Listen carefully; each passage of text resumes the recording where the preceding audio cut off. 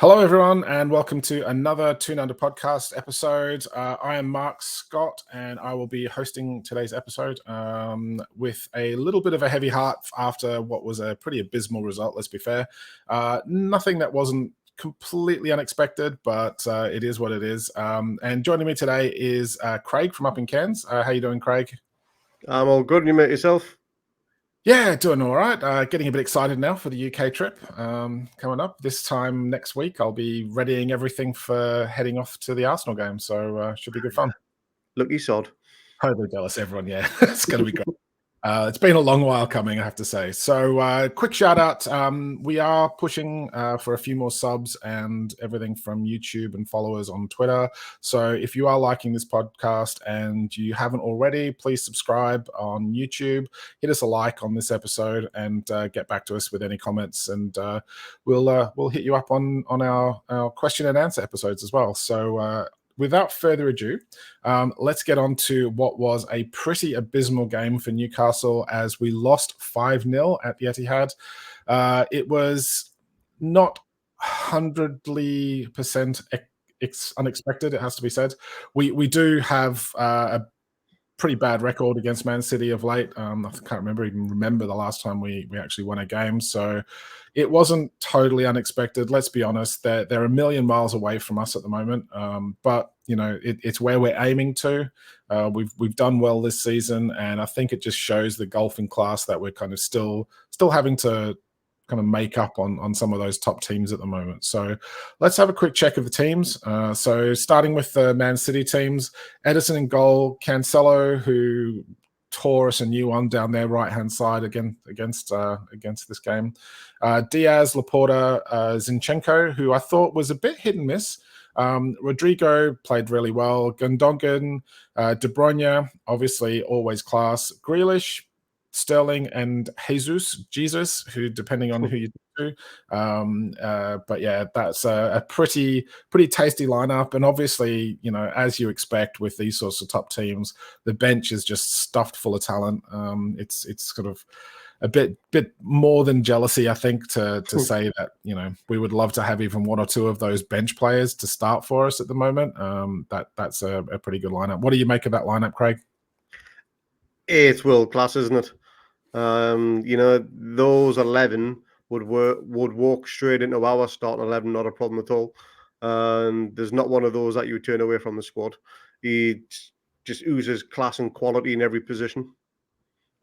Yeah, I mean, when you've got Foden on the bench, who is literally sort of almost first name on the team sheet for England these days, it's actually an embarrassment of riches they have. So, yeah, we have some work to do to catch up. It's safe to say, but you know, this is what it's about. It's a marathon, not a sprint. We will get there eventually, and we have financial fair play to worry about. Where apparently Man City don't need to worry about that. So, yeah, we'll see how we go. Onto our team, Dubravka in goal. Kraft, Lascelles, Dan Burn, and Target. So Lascelles coming in for the injured Shah, who did make the bench, interestingly enough. Sean Longstaff came in, and so did Miggy Almiron to come back in. Chris Wood came back in. Alan St-Maximin and Joe Linton and Bruno made up the midfield. Interesting to see that we had some injury concerns. Shelby and Willock both missed out.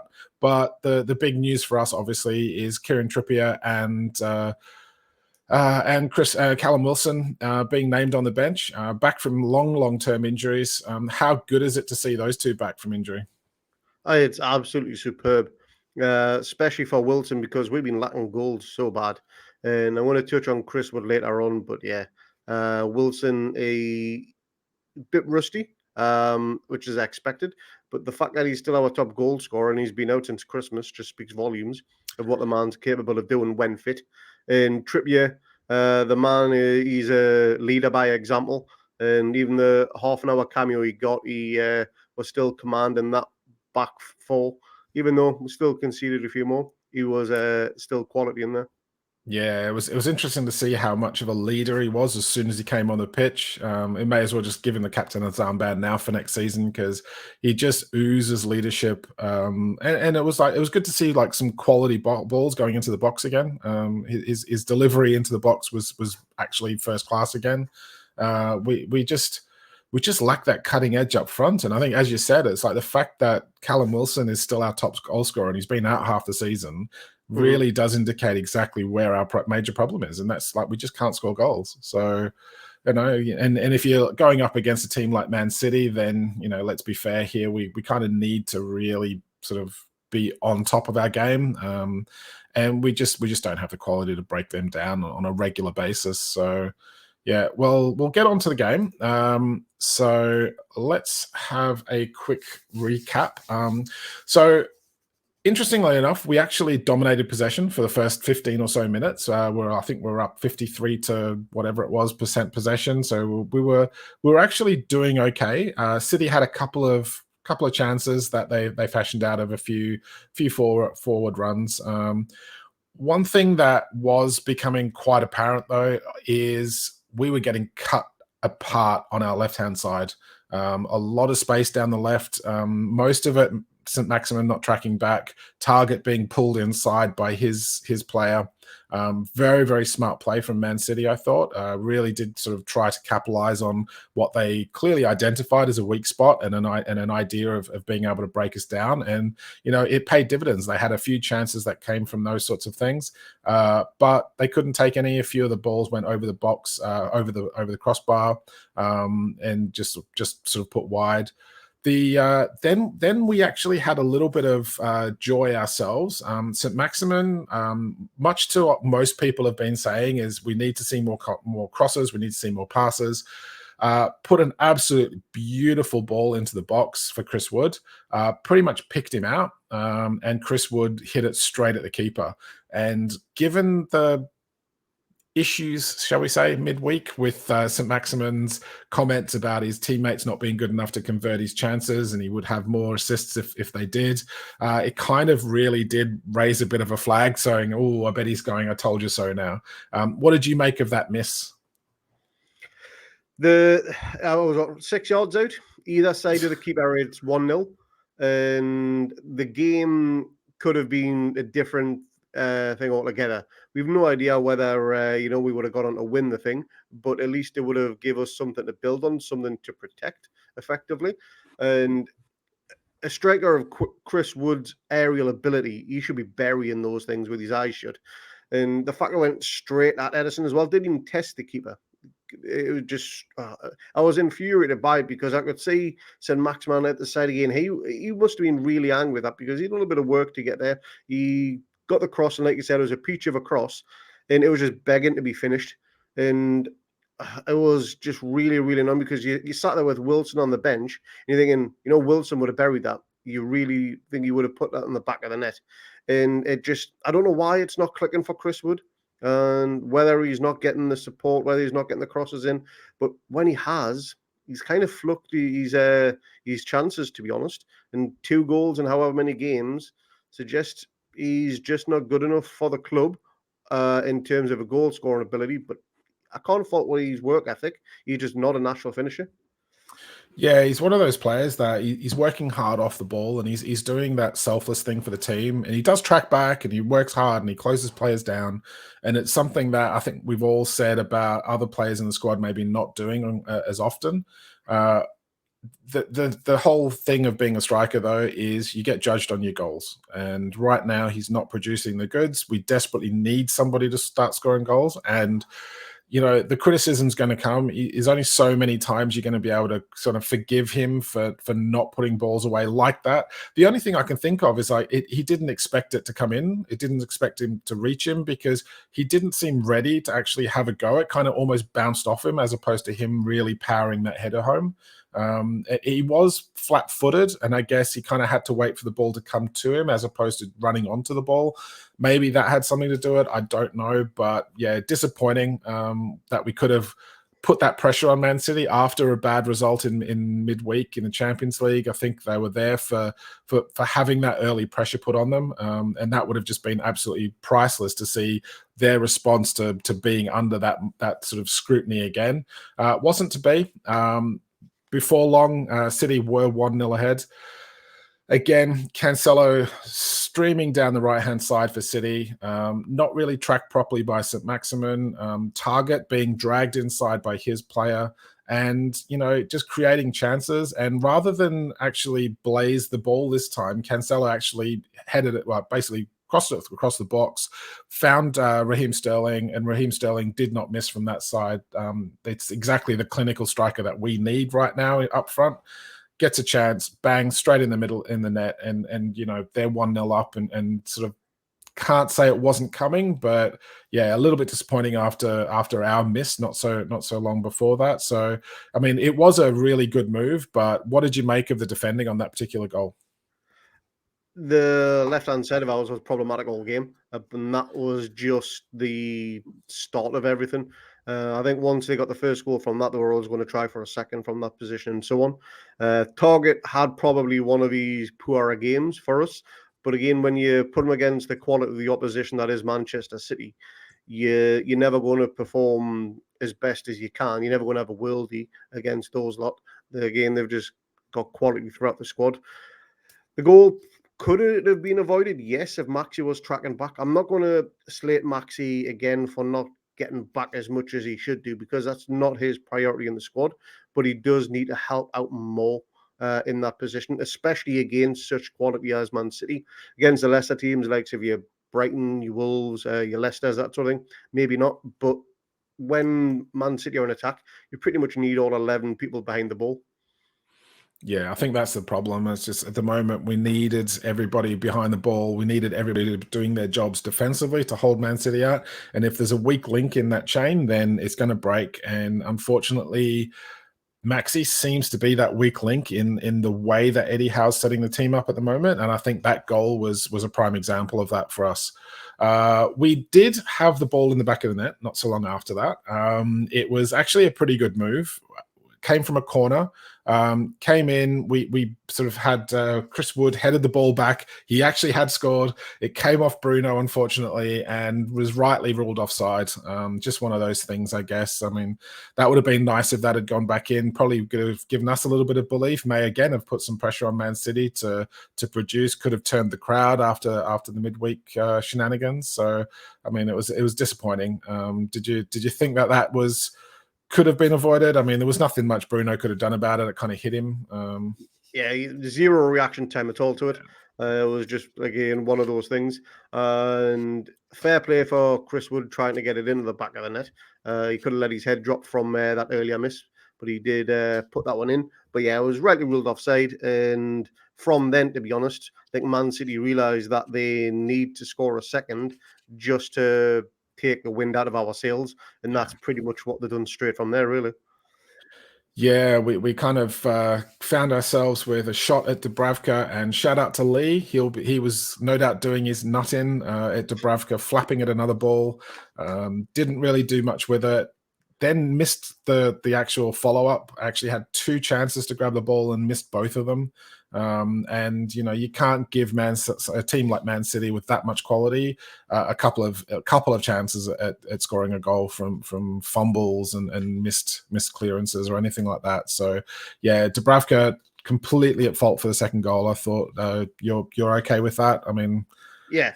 Absolutely. It was 100% a Dubravka fault. However, though, our back four were like statues. They just did not react as well as the Man City players did. And, you know, if one of them could have turned around and been that little bit sharper, maybe it could have been avoided. But, yeah, it was all Dubravka's error. Yeah, I think I was having a chat to someone online today on Twitter about Lascelles, and he's just regressed so much from under Rafa. Under Rafa, he's never our best defender, but you know, he just never seemed comfortable in the game against Man City. And he's always been that player where he may not be the best skilled player, but he's always kind of made everyone around him better than the sum of their parts. And at the moment, he's just like he's another weak link in that squad at the moment. And much of it's definitely down to the fact that he's just not comfortable with the ball at his feet. And that's the way that Eddie Howe wants to play football. And he's another one that I can see really struggling to stay in this squad, just be purely and simply because I just don't think his game's suited to the way Howe wants to play. And then So we basically went in at halftime 2-0 down. It's not embarrassing, it has to be said. We had a few chances ourselves, so we can't really complain too much. But then Man City just overtook us in the second half. They dominated possession. I think we had like 3% possession at one point when the stats came up. We were just overrun. 1%. It's just that's laughable. I don't care who the team is. You should be able to hold onto the ball more than that. And Bruno was rushed in midfield. It didn't help his yellow card. And I will say this: that the commentator on Optus today was pissing me off because every single time there was a commentary to be made, it was always pro Man City. He couldn't wait to get Bruno sent off. Dan Burn the same. Dan Burn had a bit of argy-bargy in the box, and one of the commentators literally said, "It's like, oh, well, how is that not a penalty? He should be sent off for that." It's just like, yeah, the ball wasn't in play, dude. Yeah. And his co-commentators literally having to tell him the rules of the game, and that's just shocking. It's just so much bias. So yeah, I was a little bit disappointed with that, but Man City can't complain that they went in and scored a third. And this is what we were saying: Lascelles doesn't seem to be commanding the box anywhere near like he did. And, Dubravka probably had the ball covered for the third. It came in. Lascelles headed the ball out rather than let Dubravka call it. Maybe there was lack of communication. Maybe they're just, not on the same wavelength at the moment. We don't know. But, they sent it out for a corner, which should have been just straight into the keeper's arms. And then City score from the corner that resulted from that. I cannot fault their corner. It was an absolute peach of a delivery, powered in at the near post. Rodri came straight across, headed it straight in at the near post, and there was no way the keeper was ever stopping that. The defenders were powerless to it, but it should never have been a corner in the first place if Lascelles had done his job. And now maybe I'm being harsh. What do you reckon? I can see the reason why Lascelles put it over. Purely as an instinct reaction type thing. But yeah, Dubravka, he needs to be more vocal. He needs to shout, be more commanding of his box. And that is one of his biggest criticisms. And that third goal was pretty much curtains for us then. Yeah, there's not a lot you can do against a team like Manchester City when you're 1-0 down, let alone 3-0 down.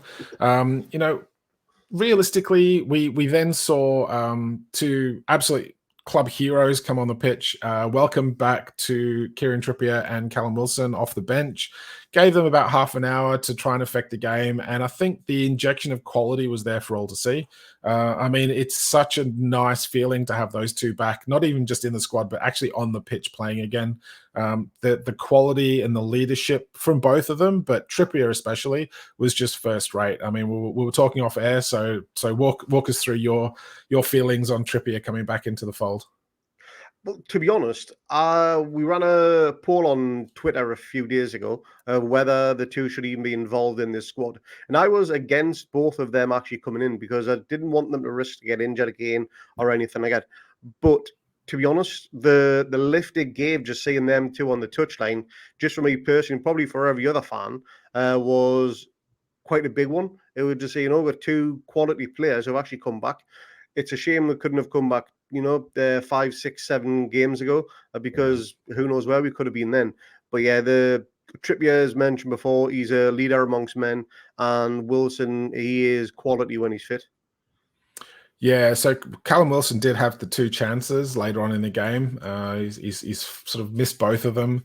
I had a chat to someone on Twitter today, basically saying, look, he's not the clinical finisher that we all think he is, and there is some aspect of that. But would you put that down to Wilson needs a couple of chances, or is it literally just sort of he's a bit rusty because he's been out for so long?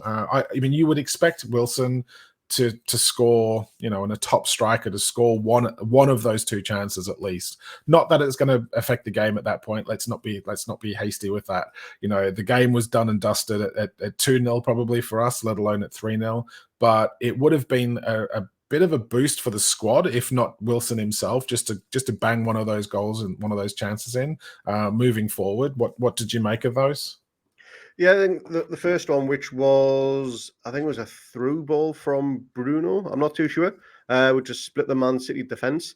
And he was almost one-on-one with Ederson. I thought he was just going to dink it over when he seen Ederson go to the floor, but he tried to put it to the side of him. And with his arms outstretched, he was always going to get something on it.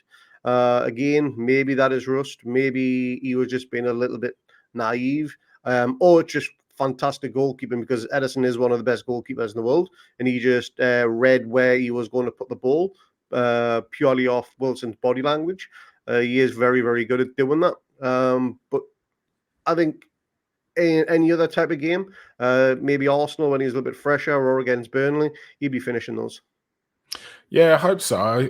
I think if we can finish off, even if we don't win against Arsenal, obviously I'm biased because I'm going to be there, so I'm kind of come on. I hope we win. It's going to be a cracking atmosphere. But realistically speaking, we've done so well, and I'm going to touch on this after we've finished the game. But if we can, just get a couple of goals from the likes of, it would be great to have Wilson score a goal, see a Kieran Trippier free kick, and it just kind of ticks that box for like, yeah, here's something for next season. This is what we've got to look forward to. And keep in mind that we're going to add more of these style players to this squad to really improve even more.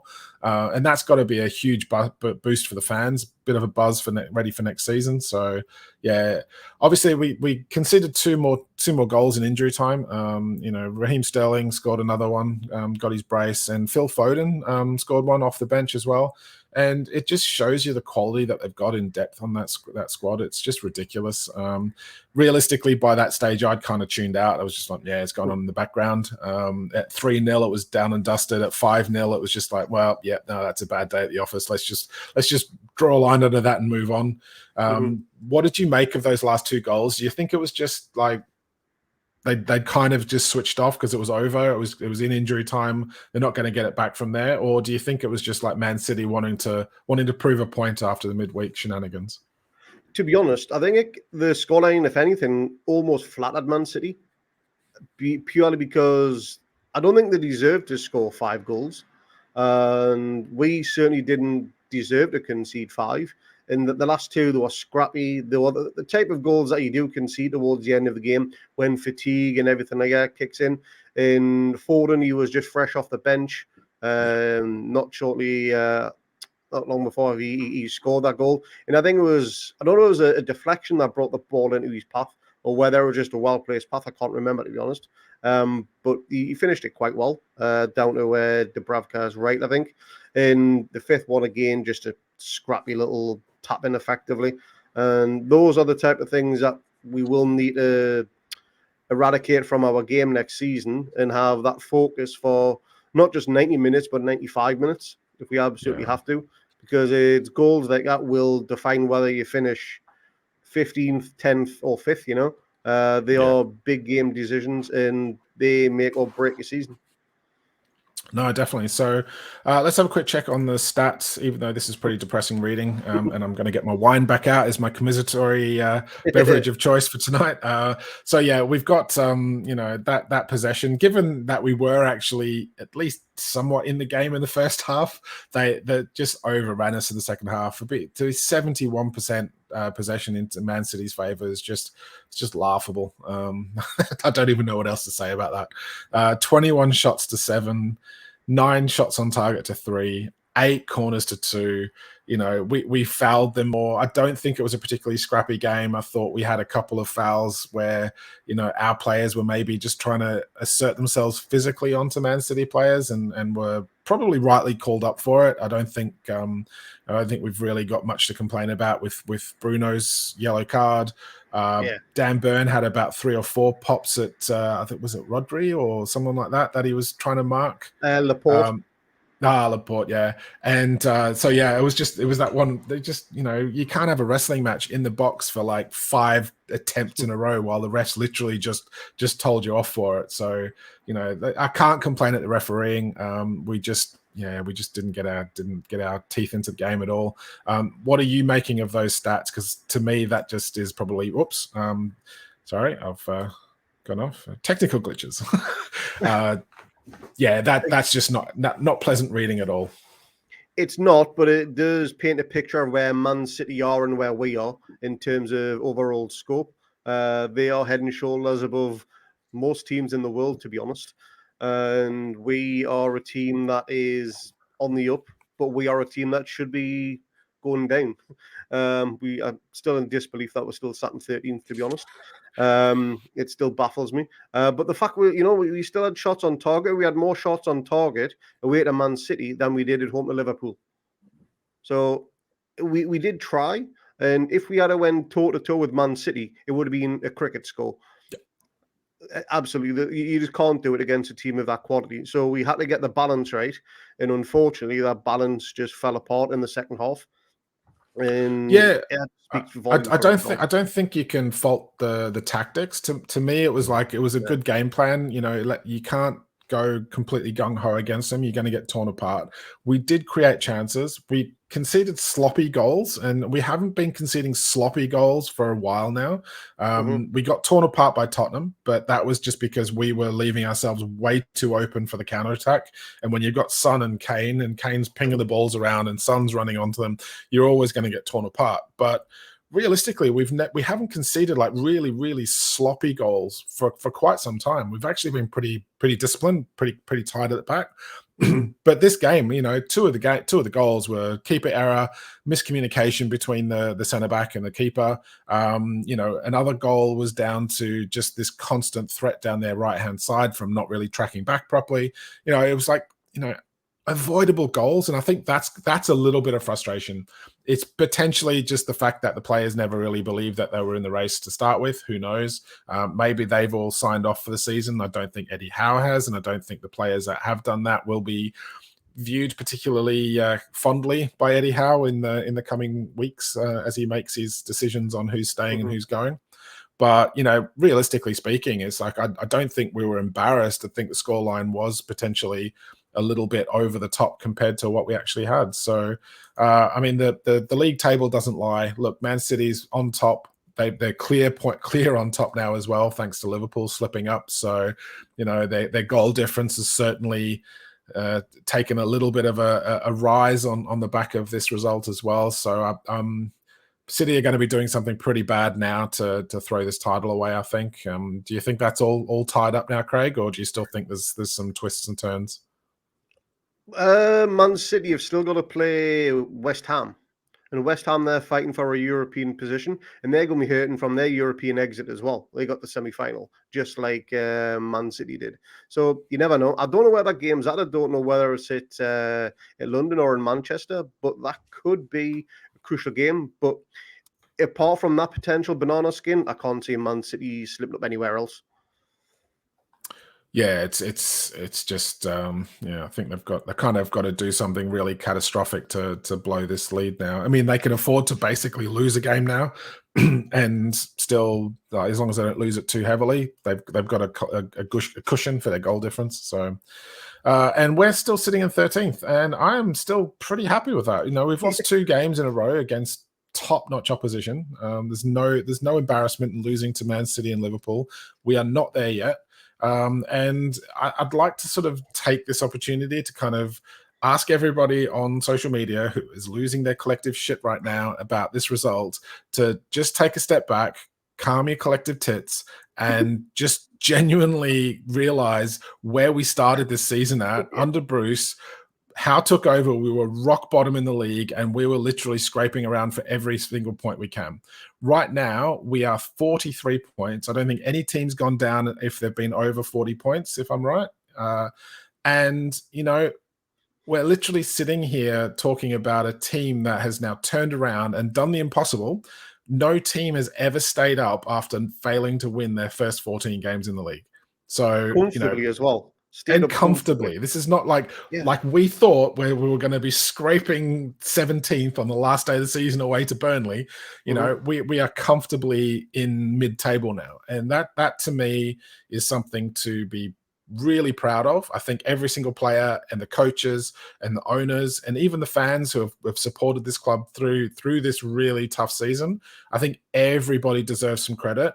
And losing against Manchester City, they are so far above where we are right now. That is where we're aiming. We are nowhere near there yet. And I think it's worth noting that. I don't think that it's, by all means be disappointed. but don't abuse players, don't abuse the club, don't abuse anybody else associated with the club, because what they've done this season is an absolute miracle. And to lose to Liverpool and Man City, who are top two in the league at the moment, and two of the best teams in Europe, who are, were fractions of a game away from being in a Champions League final together, there's no shame in that. And I think it's a bit of perspective. Hopefully we can all sort of realize this and move forward, get behind the lads. Last home game of the season against Arsenal, it should be a spectacular atmosphere. And, give them a fully deserved round of applause when they do their anticipated lap of honor, because they fully deserve it. What's your thoughts, Craig? Totally agree. And again, I love from Calm Your Collective Tits. I think that wins YouTube for the day. I think that is genuinely brilliant. And again, just to touch on that as well, if you think about 10 days ago, however long it was, Man City put 4 past Real Madrid, the Spanish champions. And, yes, we conceded 5. We are nowhere near the same caliber as Real Madrid, not even anywhere close. And, the difference is there. There's only 1 goal in it. Yeah, Madrid did score 3. We were never going to score 3. And I just want to touch on as well is how shit were the Man City fans. Genuinely, it took them till the 3rd goal in 60 minutes before I even realised there was any of them in the ground. The commentators actually did praise the Newcastle fans, traveling their thousands as they do, sell out every home game, sell out every away game, and it's all you could hear. They're 3-0 up, and you'd think we're in church. Yeah. It was genuinely baffling. I don't know whether they've got so used to success now that they don't find it appealing to watch. They don't feel like they need to cheer or anything anymore. And that is the one thing I would absolutely hate for our club to become so successful that it doesn't mean anything anymore. Yeah, I mean, there's being successful, but they're still appreciating it, and hopefully, there's still plenty of Newcastle fans that even if we do get some success, they're still going to sort of back the club because they're going to enjoy it for everything it's worth. Absolutely. Yeah, it is a shame. It's worth the club for me. Man City don't seem to have that passion behind their club anymore, and I don't know if it, as you said, I don't know if it is that apathy with we've just spent all this money, so we haven't really earned it. But every club spends money, and every club that wins anything has spent money. So it's just, it's a little bit weird for me, but it is what it is. Let's hope we don't quite get to that point. And then our last 2 games of the season, just briefly, we've got the game that I am absolutely buzzing for is Newcastle at home to Arsenal for the last home game of the season. I have tickets. Thank you very much for Jack from the podcast for organising his mate to get tickets for me and the other half. Flying out to the UK Wednesday, and it's going to be an absolute buzz. Her first game. I haven't been there since I had my season ticket, basically, and it's going to be an absolute cracker of a game. Win, lose, or draw. I hope the players come out to an absolutely fantastic reception. They fully deserve it. I'm looking forward to seeing them do a lap of honor. And then Burnley, last game of the season, and hopefully, I think, bar an absolute miracle from Leeds to turn around their goal difference, I think we're actually pretty much mathematically safe now. Yeah, I'd say so. I think it's like literally there's only goal difference could get Leeds above us now if they won every game and we lost every game. So I've kind of stopped worrying about that mathematical safety margin a while back. Jack will be pleased to know, but it's pretty much there now, and hopefully we can go to Burnley and get a bit of a party atmosphere going as looking forward to the new season. Hopefully we can lose to Burnley and it puts Everton down. Who knows? Well, the other thing with that is I was actually thinking about that is how ironic would it be if Chris Wood scores the goal that sends Burnley down? Yes, I've thought about that as well. Even Trippier, because he played for Burnley as well. He did, yeah. So it could be an interesting last day of the season. Hopefully, it's just a nice, gentle stroll on the park for us. The players are up for it, but just want to sort of sign the season off, put themselves in the manager's view for the coming season. So, so that's it for the match. I'm going to close our window here. So yeah, a couple of things just to kind of touch on. Obviously, St. Maximin is back in the topics of concern again. I genuinely thought he had probably his best game for us for a long time. You know, keeping in mind he's up against Man City, who are no slouches when it comes to defending. He didn't get a lot of space, didn't get a lot of time on the ball, but none of our players did. He actually created a few threats going forward, put that really nice ball in for Chris Wood to head straight at the keeper. He just disappoints when it comes to the defensive lapses where he doesn't track back and he's too busy limping when things go wrong to actually then go and close his man down. So it's that sort of like conundrum where I like him as a player. I like him as a Twitter personality. I think he's great fun. I struggle to sort of like tie that in with a player that you want to build into a team going forward with a style of football like Eddie Howe wants to play. Now, I know we've been through this last week and whether or not we're selling him, whether or not we're keeping him, and I'm not going to go back over that. But what did you make of his performance against Manchester City overall? And what do you see from him going forward? I agree with you. I thought it was one of his better performances, especially against the quality side as well. He was an early threat. He used his pace to his advantage. And there was times when he was the only man up top of the pitch where, again, a long ball or a through ball will be played. And he's the only Newcastle player within 30, 40 yards. And the Man City defenders around him are like flies on shit. So you're not going to go anywhere. There's nothing you can do with that ball. Again, they're just going to press you, push you wide, which is exactly what they've done. And he had, just as we've been saying, Chris Wood has had a lack of support. I think ASM had a lack of support today as well because there wasn't really any pace in midfield. Willock was missing. We had Longstaff in there, who, as we know, isn't the quickest off the heels.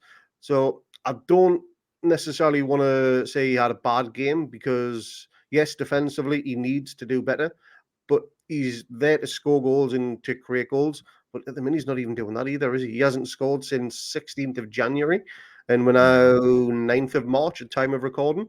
It's 9th of May, sorry. That is a hell of a time for a player of his quality to go without a goal.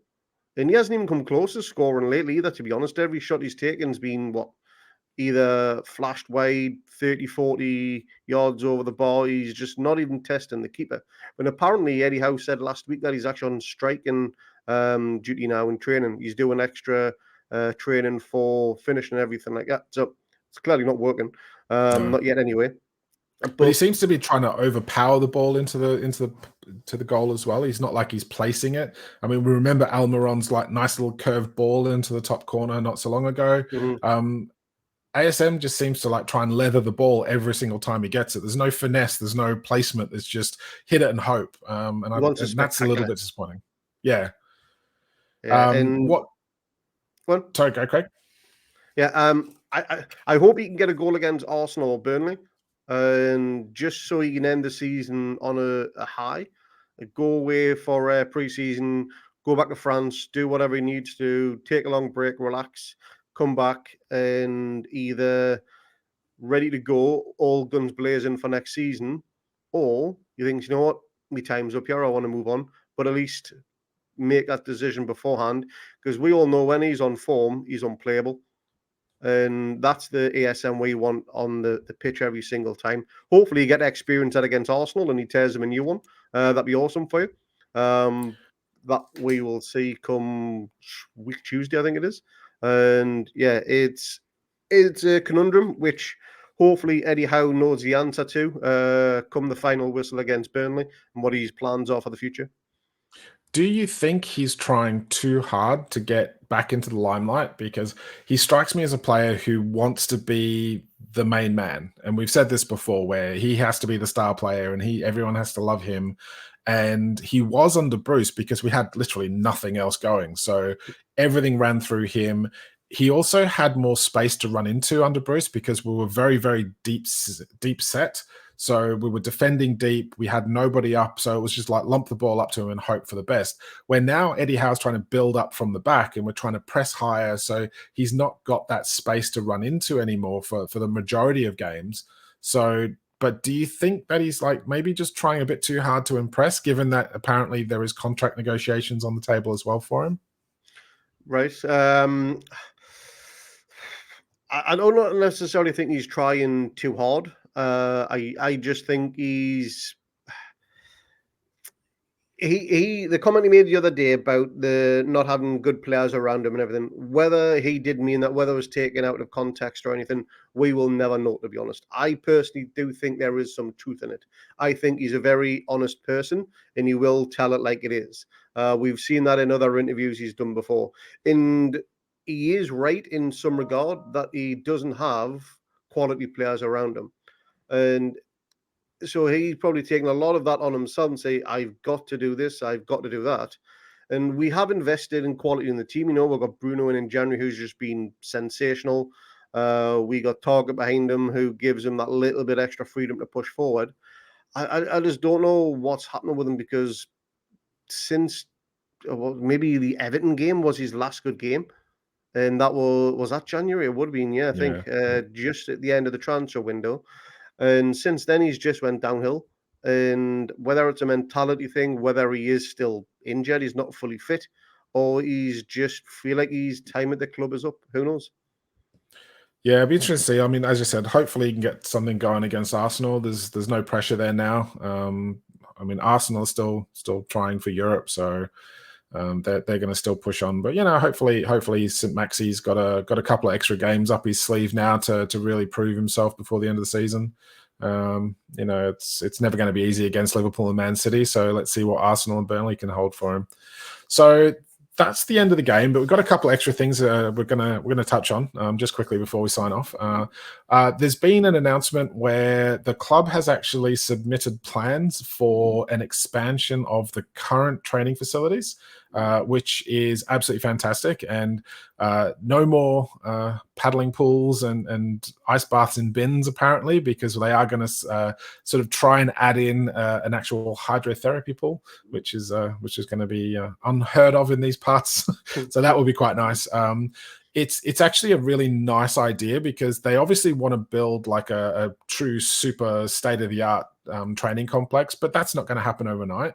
But it shows that they're actually looking, well, look, we can actually build on here, build a bit of better facilities for right here and now while the other stuff's being built. And we can do this quickly. We can get a few extra features for our players with the proviso that, look, we're going to move into our new site as and when it's ready. And that's going to be our big state-of-the-art thing. What are you making of that, Craig? Because I think it's an absolute ripper of an idea. Yeah, absolutely. Yeah, I'm surprised it wasn't done a few years ago. I mean, we all know Ashley was as tight as a duck's arse in a rainstorm, so he wasn't going to do anything like that. But he could have at least give them more than just the walls of liquor paint. Apparently, that's all they had in the 14 years. I think Darcy Park's been open. He could have done a few things, just upgrade the gym equipment, apparently, because a lot of that is shoddy as well. They're all getting replaced for modern high-tech equipment. And the fact that players don't have to go to a local hotel or health spa to use the swimming pool anymore is going to be absolutely superb. They can do all the rehabilitation on site. They don't have to go anywhere else to do it. And that just means the managers, the coaches, they can keep that extra eye on how they are doing in their rehab. It's a brilliant, brilliant idea. And again, it just comes down to these little things that most clubs would probably take for granted, and we're over the moon because our new owners are like investing a bit of money to actually give the players better facilities. And it's good to see, and it's another massive tick of approval for Amanda and Merdad, who have really pushed everything that they can with the club in the short term that they're able to actually affect. And yeah, there will be long-term plans, but right now they seem to be ticking all the boxes for the short-term substance at the club, I guess you would say. So the club has also announced plans for a preseason tour. It isn't coming to Australia, sadly. I would love to have seen them out here. I do have my tickets for the Leeds Aston Villa game at Suncorp here in Brisbane. So that's at least getting a little bit of Premier League football, potentially, with maybe Championship against Premier League if Leeds go down. But it's not going to be the same without watching the Toons. So they are tipped to go to America. It is the US, sorry, North America. There's no specifics on where they're going yet, so everyone's kind of hustling backwards and forwards to say, oh, you should come here, you should go there. What do you make of this, and do you think it's a good idea for them to head out there for sponsorship reasons? Maybe it's a launch thing, maybe it's just a more publicity thing from getting to North America. But there's a huge market in Asia, there's a huge market in kind of like South America as well, I guess. So do you think North America is the be all and end all right now to go and sort of crack that market?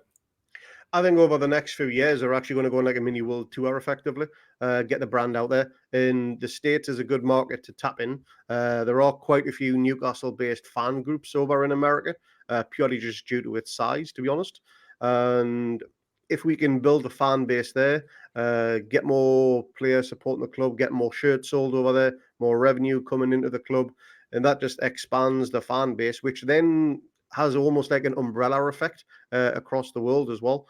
And it can only be a benefit of the club. I think they went over there a good few years ago when Pardew, I think, was the manager. Yeah. And even McLaren as well, I think it was.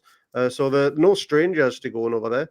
And they've got quite a good setup in their facilities for training, that sort of thing. So hopefully it's good. Hopefully it pays off.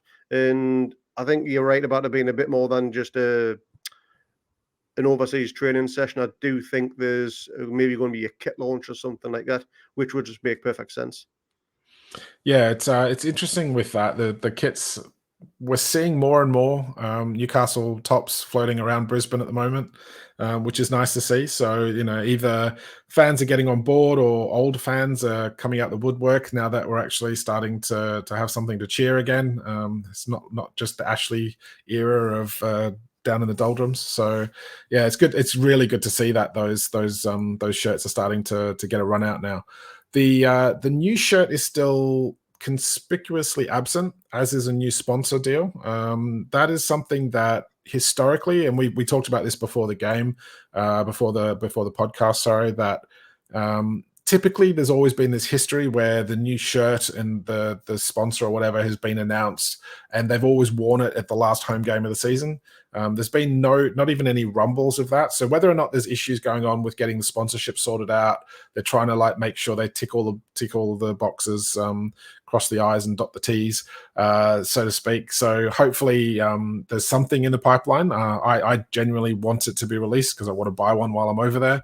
So do you think there's anything to worry about in terms of the sponsorship deals affecting the shirt launch, or do you think it's just going to be a case of, look, we might be assessing our options and we're going to take our time and it could be down to the fact that Fun 88 have a legal contract which states they must be on the front of all shirts for the remainder of the season. It could be something as that, and it might just be a case of, right, okay, we don't want to breach that contract. Because to be honest, I've quite enjoyed Fun 88. They've been quite a laugh on Twitter and whatever. It'd be nice to keep them around as like the betting partner, whatever you want to call it these days. But I think that may be the only stumbling block. I do think the shirts will be finalized, be ready. I think the sponsor will be ready. If not, it'll be almost close to the ink drying on the paperwork. It's going to be something Saudi related. I think that's inevitable. If not, it'll be something linked to Saudi Arabia anyway. And will we get an announcement just as the season ends? Who knows? It'd be good if we did, because again, if you can pick up a shirt, you can bring me one back when I meet you in Brisbane at the back end of June, because I want one as well. No, definitely, yeah. That's going to be fun. Have a bit of a Toon Under pod catch up in Brizzy for a few beers. It should be good. And then lastly, just a quick shout out for Kel Watts, who was promoted with the Wigan side, and a huge shout out to Elliot Anderson, who has absolutely been flying at Bristol City. Bristol City went into their last game of the season needing to win by 7 goals to clinch promotion.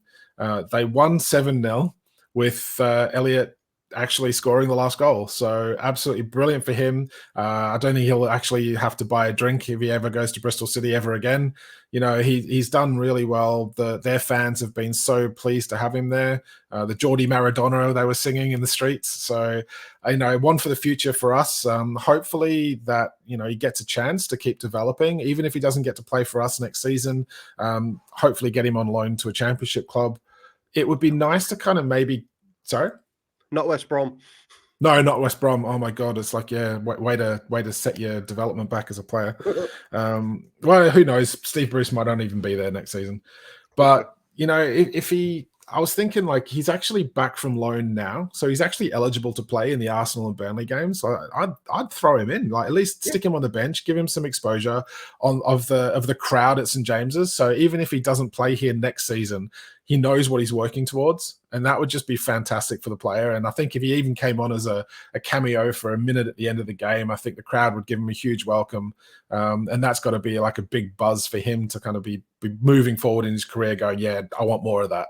So yeah, it's going to be quite good to see his development. I don't want people to put too much pressure on him. We've done this plenty of time with players in the past who have performed well at lower leagues or in the reserves, and they're going to be the new Shearer or the next Peter Beardsley. But this kid looks like he's got a little bit of extra in his bag. He's got good ball control. He seems to have a pretty good head on his shoulders. So, you know, from what I've seen, he's scoring some good goals and playing well. So long may it continue. And may he be the first of many to come through the academy to bolster our first team. So we're going to call it there. Thanks very much, Craig. Anything else you want to add before we call it quits? No, just hope you enjoy the tune when you go over there. Get smashed. Have plenty of peas, pudding, and ham stotties. Yeah. Go on the seaside. And if you see Amanda, tell her we'll say hello. Yeah, oh no, it's going to be fantastic. I cannot wait. It's been 2.5 years since I've been over to see family and friends, so it's going to be a bit of a big reunion. Really looking forward to it. Got a wedding while I'm over there for someone. Yeah, it's going to be pretty good. But yeah, the highlight so far I'm looking forward to is going to be the Arsenal game. Back to St James's where it all kind of kicked off for me supporting the club. So yeah, long may it continue. Thanks very much for watching, everyone, and listening on YouTube and Spotify and Apple Podcasts or wherever we are these days. Please drop us a like, follow, sub, and give us some comments and hit us up with any questions you want us to cover in the next couple of podcasts. Obviously, we are running into the last bit of the season. We were pushing for 500. Please give us a shout out to some of your mates. Get us pushing towards that number. And then, yeah, we're going to try and hit out some fan question sessions during the off season, as well as trying to keep on top of some of that crazy transfer gossip that'll be coming our way. So thanks very much, Craig. Pleasure chatting to you again about what was a depressing game, but let's be fair. Let's keep things in perspective. And we'll look onwards and upwards to the Arsenal game. So thanks very much, everyone, and we'll catch you later. Thank you very much. Good night.